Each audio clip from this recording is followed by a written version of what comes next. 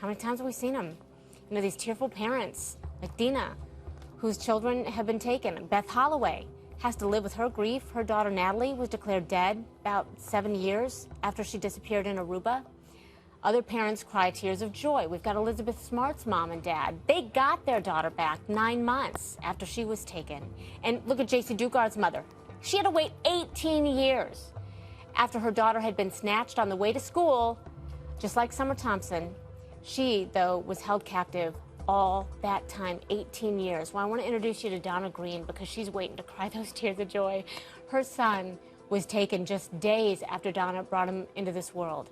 That was more than 30 years ago. Now, she has not lost hope that one day she's going to see him again.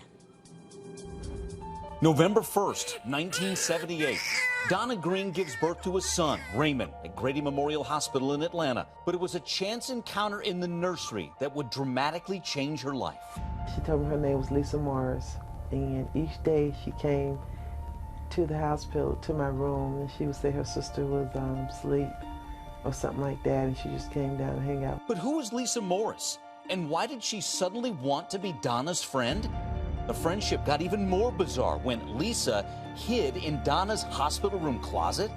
I woke up and she was in my room in the closet, and it had to be about 2 in the morning. And I asked her what was she doing in there, and she told me just to be quiet and go back to sleep.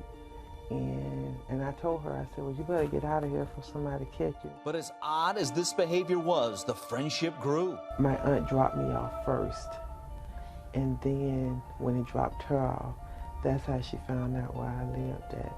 Another strange twist. A couple of days later, Lisa showed up on Donna's doorstep. I was surprised, but I wasn't, like, surprised something is wrong. While Lisa was there, Donna left the baby with her brother and went upstairs to take a shower. Thinking Lisa was a friend, her brother fell asleep.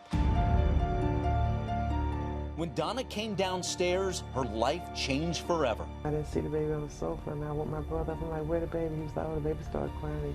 She just picked him up and walked him to the door.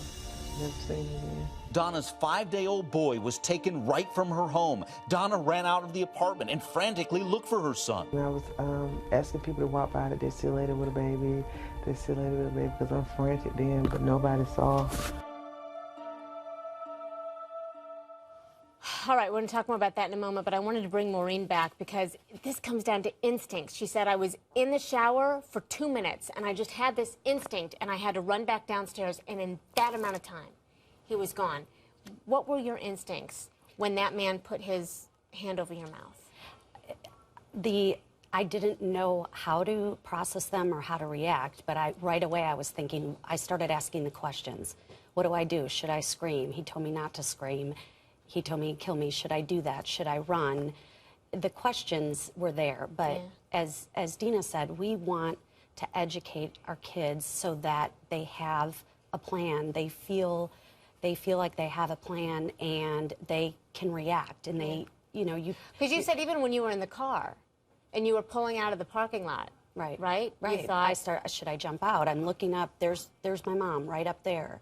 What do I do? And I didn't know what to do with those feelings. So, Gary, how do we teach kids that? Because you teach a Rad Kids class, and instincts is a big part of this. You got to tell them to trust their gut.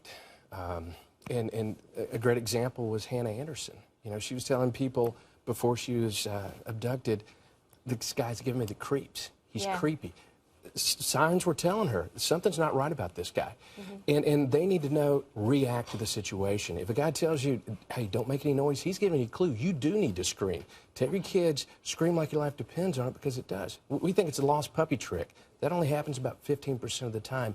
85% of the time, they're grabbing that kid. It's physical force. And I think if you go through a program like Rad Kids where the kids learn how to react like that, it becomes instinctual for them, so they don't have to think about it. They just react because they've done it already. They already know how it works.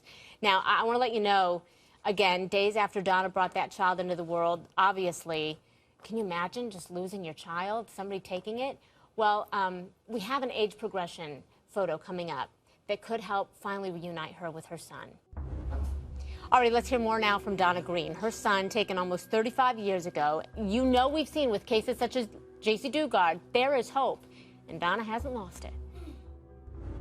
Tell me what those first couple of days were like. I mean, did you think she was going to bring the baby back? Honestly, I didn't know what to think. It was so unreal that I was kind of in a daze, like, what is really going on? Somebody had took my baby, and nobody is really helping me find my baby. So I kind of just, like, knew the fantasy police gonna find that baby and bring him back home. At what point, how many days or months went by before it sank in?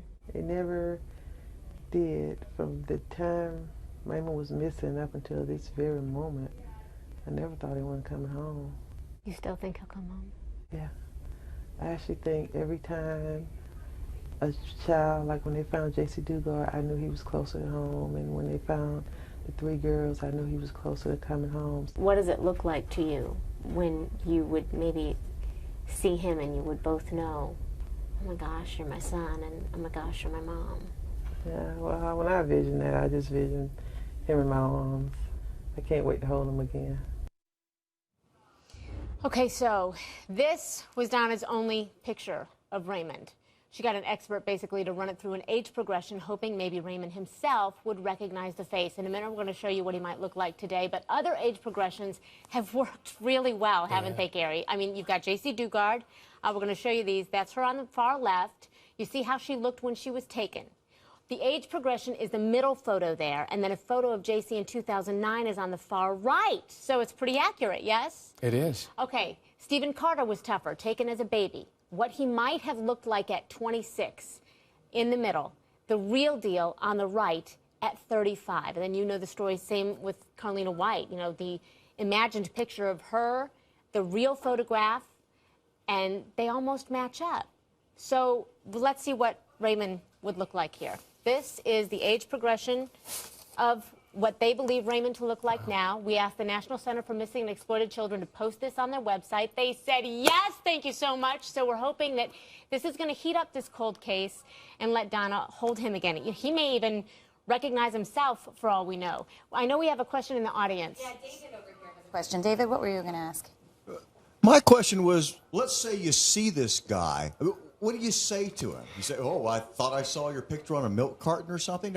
What's the conversation going to be like? You know, I think it's a great place to start and say, you do look like someone that I saw on CNN Headline News, and I would encourage you to tell him, contact the National Center for Missing and Exploited Children. They have great resources to be able to hook him up with the local authorities, perhaps his mom again, hopefully, and they're great people to Frank, be able to work. you had a good question, too. How did they do it, though? It's okay. Here you go. Just how did they do that? Did they take the mom and the dad and just blend the They pictures together? actually take pictures of the mother and the father and of any siblings and what they looked like at that particular age, particularly if it's a boy. I think they take the picture of the father at the age that they believe him to be. And that's how they're able to merge all of that together. And this technology gives parents so much hope now. Oh, my gosh. And it works, and we know it works. Yeah.